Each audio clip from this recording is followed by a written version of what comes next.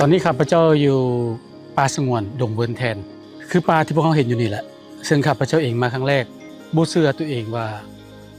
อยู่ใกล้นครหลวงขนาดนี้มีป่าที่อุดมสมบูรณ์คือกับป่าดงดิบที่ยังหลงเหลืออยู่แคมน้ำเงิมใกล้เขตเกษตรนาบงข้าพเจ้าบังเอิญได้นำพานักท่องเที่ยวญี่ปุ่นโดยนักเรียนมาทัศนศึกษาอยู่นี่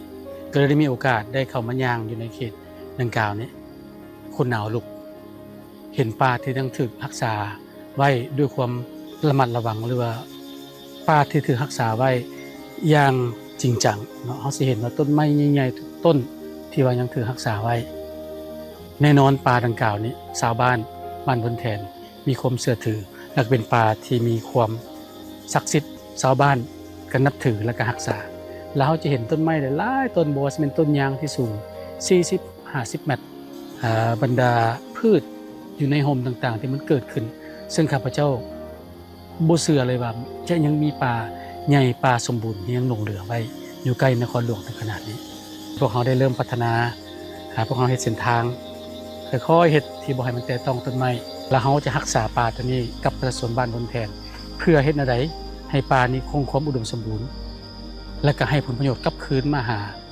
บ้านให้สมกับว่าบ้านพวกรักษาไว้ให้ผลประโยชน์ดังกล่าวนี้กลับคืนไปหาบ้าน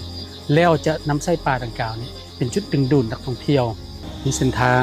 อ้อมหอบสำหรับนักออกกำลังกายหรือว่าคนจะมาพักผ่อนขี่รถถีบมีศูนย์เรียนรู้มีขัวอูมีร้านกาแฟต้นไม้มีจุดแคมปิ้งมีจุดปิกนิกซึ่งมันลักๆแล้วถ้าเป็นคนนครหลวงเวียงจันทร์เป็นสถานที่ที่ว่ามาครอบครัวเพื่อมาพักผ่อนออกกำลังกายนักท่องเที่ยวมานี่สามารถเห็นต้นไม้